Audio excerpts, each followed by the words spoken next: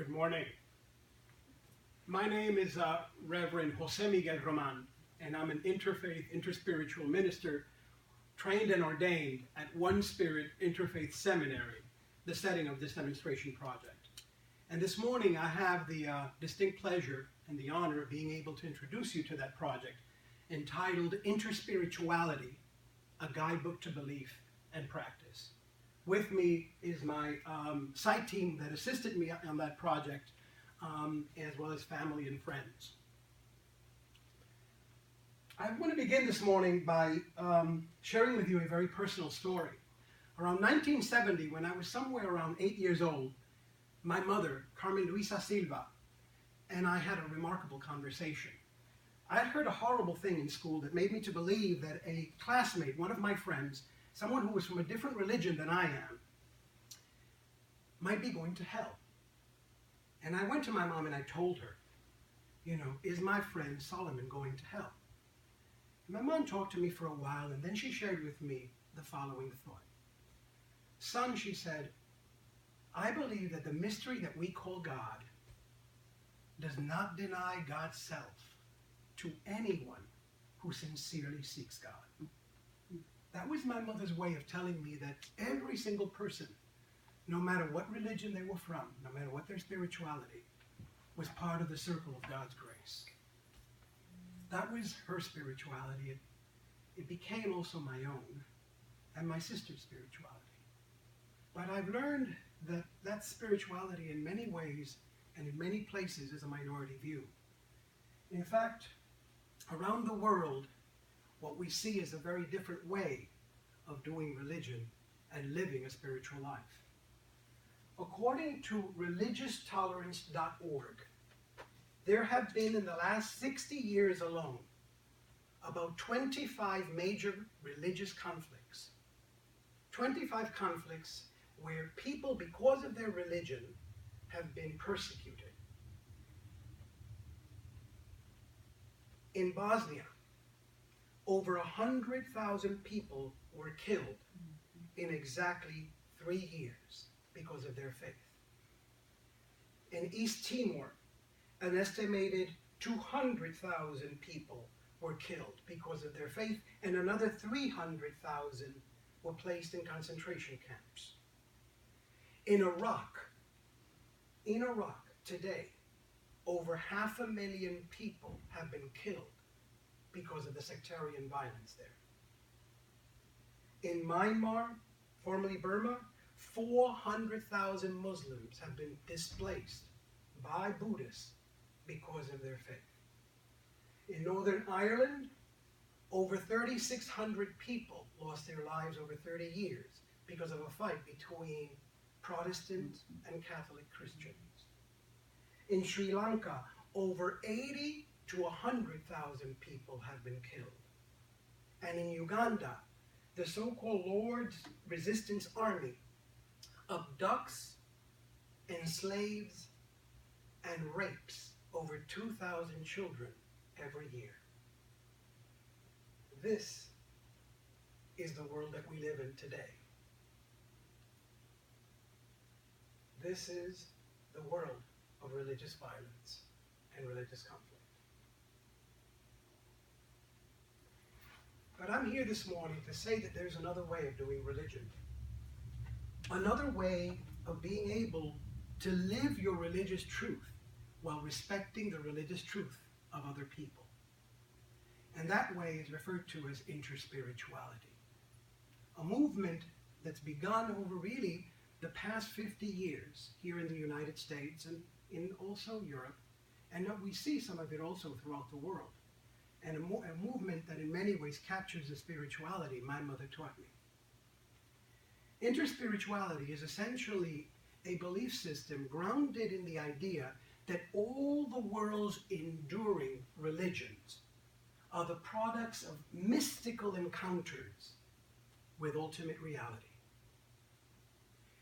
Interspiritual people are people, therefore, that have a deep willingness, indeed of commitment, to study and explore the different religions of the world because they believe that in those religions there is some truth of deep personal value. In fact, they believe that by studying the religious traditions of other people and entering their mystical core, they can transform their own consciousness and achieve the highest level of human maturity, a maturity defined by compassion, wisdom, and selflessness. Today we see interspirituality and aspects of interspirituality all around us. As Christians practice Hindu yoga, Buddhists engage in Jewish prayer, Jews explore Hindu chants, Sufis engage in Buddhist meditation, and Roman Catholic priests quote the Bible and seek gurus, and some of them even practice shamanic healing methodologies. Interspirituality was first coined by Brother Wayne Teasdale, a Roman Catholic lay monk, in a book entitled The Mystic Heart, where he laid out his vision of a future where interspiritual thoughts and ideas would be a significant part of religious and spiritual dialogue. His work is continued today by people like Dr. Kurt Johnson, an evolutionary biologist and former curator at the American Museum of Natural History, who recently wrote a book, The Coming Interspiritual Age. And Adam Bucko, a youth activist in New York City who started an organization, the Reciprocity Foundation, that is actually hailed as a rather brilliant form of youth advocacy. He wrote a book entitled The New Monasticism, which actually presents a new way of being interspiritual in the world. Both Adam Bucko and Dr. Kurt Johnson were intimately involved in the development of this demonstration project. The demonstration project basically takes place in One Spirit Interfaith Seminary. You see, interspirituality, while a young movement, it has given birth to numerous institutions that train interfaith ministers, interspiritual ministers like myself. As the setting, this organization was started right after the terrorist attacks of September 11th. The idea was that there was a way of doing religion that was different. There was a way of engaging in spiritual exploration that was different than what you saw and what we see in the world today. The organization is essentially grounded in three very simple ideas. Number one, respect for all the faith traditions. Number two, a willingness and an interest in studying all of these traditions and in engaging in interfaith dialogue. And number three, selfless, sacred service. So these are the three binding principles of the organization. But there is a challenge. See, although the organization has been around over a decade, they lack a textbook. They lack any reading material that coherently introduces students to interspiritual ideas and practice. So what we did in this demonstration project was bring together a cohort of interspiritual thought leaders and practitioners. We basically worked with them. We surveyed them, we interviewed them, we brought together their ideas, their practices, and we actually put together this guidebook. The first guidebook to actually spell out interspiritual belief and practice in significant and frankly academic detail. This guidebook was handed into NYTSC only a few weeks ago, and we hope will soon be published. The guidebook clearly defines interspirituality. It actually establishes the primary ideas behind interspiritual belief and practice. It provides interspiritual explorers with understandings of the major challenges they're going to face, like, for example, how do you interpret sacred text? And it gives them very clear guidance on how these challenges are being met by interspiritual practitioners today. It also has 4 chapters that very clearly describe the core of interspiritual thinking. These chapters are, number 1, one chapter establishing the philosophical foundation, which is the perennial philosophy. A chapter establishing the theological foundation, which I believe to be mystical theology. A chapter that describes the scientific foundation, which is integral theory. And finally, a chapter that describes the spirituality, interspiritual practice. For the remainder of our time together, I'm going to be describing these chapters to you, because they form the core of this guidebook and the core of this work. The philosophical foundation is the perennial philosophy. The perennial philosophy has been around since at least the late 1600s, when a philosopher by the name of Leibniz established in perennialism. In the modern times, it became very famous in around 1945 when Aldous Huxley wrote a book entitled The Perennial Philosophy. What exactly is the perennial philosophy? It is essentially the idea that all the world's great religious traditions are stating the same fundamental truth about reality. A truth that can be apprehended in mystical experience. Which leads us to the question, what is this fundamental truth that perennialism claims all the religions agree on? When you look at the great perennialists, people like Huxley, and in our own time, Houston Smith, Ken Wilber, Kurt Johnson, Wayne Teasdale, they all ironically seem to be saying different things. But in our guidebook, we set them side by side. And we looked at them and explored them, and in fact found that in spite of different language, they all seem to be saying the same thing. Namely, that within the core of all the world's religions, there are essentially 5 major ideas. 5 ideas that have been given to us by the great mystics. Number 1, creation is infinitely more mysterious than most of us realize. Perennial idea number 2. At the core of that creation, there is a unity we do not always see. Perennial idea number 3. That creation is infinitely better than we would need to believe by our own experience. Perennial idea number 4. That creation and life in our own human life has profound, ineffable dignity. A dignity you can basically say that's sacred. Perennial idea number 5. Given that sacredness, a sacredness of creation and life, we human beings are called to a life that is moral and a life committed to justice. Think about your own spiritual tradition. Think about your spirituality. How in alignment is it with these 5 ideas? They exist in all the great religious traditions, we're told by the perennialists. Because, they say, all these traditions have been informed and molded by the great mystics. Hence, mysticism forms the second great element of interspiritual thinking.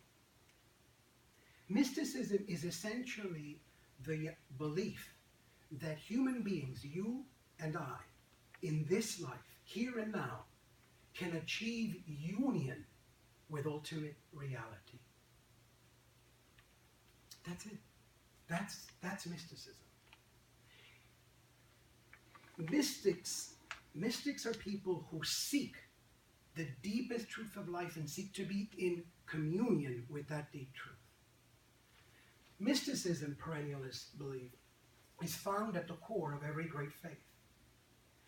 And mystical experience, perennialists tell us, transform not only the person, but the faith. I'll give you an example. In Judaism, Moses experiences a burning bush, a mystical experience. And this begins a journey of transformation that turns an exile into an emancipator. Jesus Christ experiences a God with whom he feels in complete and total union. And that begins a process of transformation that turns a carpenter into a savior. In Islam, the Prophet Muhammad, peace be upon him, goes into a cave and has an experience of unbelievable power. And this begins a process of transformation that turns a businessman into a prophet and the founder of a civilization. Buddha sits below a tree enters into a state that Buddhists tell you he experiences absolute union and feels one with the universe. And that turns a mendicant monk into an enlightened being who transforms Asian and world history. Mysticism is the second great element of interspiritual thinking.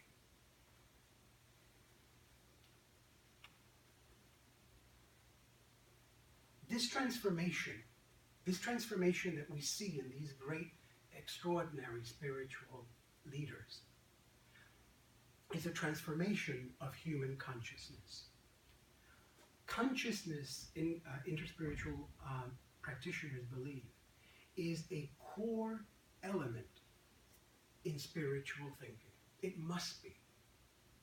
And so consciousness becomes, in many ways, what interspiritual people are all about. Therefore, they begin to look at something called integral theory. Integral theory, in many ways, is the thinking around consciousness that many interspiritual people believe. Integral theory brings both science and spirituality together. See, what integral theory does is it brings in ideas within physics, quantum mechanics. It brings ideas within the psychological realm, and it also brings ideas from evolutionary biology. Again, this is about creating some model, some understanding about how consciousness can be transformed. What is it that happens in mystical experience? Integralists tell us that reality and consciousness are inextricably linked. Therefore, the truths that you find in spirituality, in the natural sciences, the social sciences, the humanities, all of these are valid truths because they all come from a different aspect of consciousness. But none of them give us the whole truth. You need all of them, if you will, the totality of what comes from our consciousness to understand reality. Make sense? Absolutely. Integralists also believe that consciousness essentially is what evolution is all about. Evolution, to integral theory, is nothing more than the continued manifestation of higher and higher levels of consciousness in the universe. Finally, they say, you and I can transform our consciousness in our life here and now. And we do it through spiritual practice. And spiritual practice forms the fourth great leg of interspiritual thinking. Spiritual practice at its core is about the transformation of your consciousness. In our guidebook, we basically say that most spiritual practices fall into four major categories. One of them, the first one, is the interior path. This is the path, these are paths or disciplines where a person looks within in order to seek transformation. So we're looking at practices such as prayer, meditation, and journaling. The second great path is the path of learning. These are practices where people seek to develop their minds, explore wisdom and knowledge as a way for personal transformation. So there, we're looking at practices such as sacred reading, Lectio Divina, and study. The third great path is the path of the body. These are practices that use the body or nature as a way to seek personal transformation. So here we're talking about yoga, breath work, and dance, or nature work. Anybody who wants to know how dance, for example, can transform consciousness need go no further than ask my sister, a choreographer, a dancer, and a teacher who sees transformation in her students, who see fit to enter into this discipline with a full mind, heart, body, and soul. And finally, the path of action. The path of action are paths where a person encounters another human being, and in that encounter something happens that transforms who they are. These are disciplines such as forgiveness and sacred service and even friendship. Interspiritual practice, indeed spiritual practice, all spiritual practice has essentially one core aim. And that is to help us transcend the small self, the egoic self. The part of us that's all about us, consumed with us, centered on us, that lives quite often in anxiety and in fear. Interspiritual practitioners believe that when you transcend this part of yourself, you connect with something very different and very real and very, very powerful. You connect with something that ultimately transforms the way you experience life. You begin, paradoxically, to know both a profound connection to life and an ineffable human freedom. And when this happens, your perspective is transformed. And finally, what you experience is that you experience grace, the circle of grace, being infinite. It includes everybody. It excludes nothing. Every people of every faith and every tradition, a part of that circle. Because the mystery we call God does not deny God's self to anyone. Amen. Amen. Amen. Amen.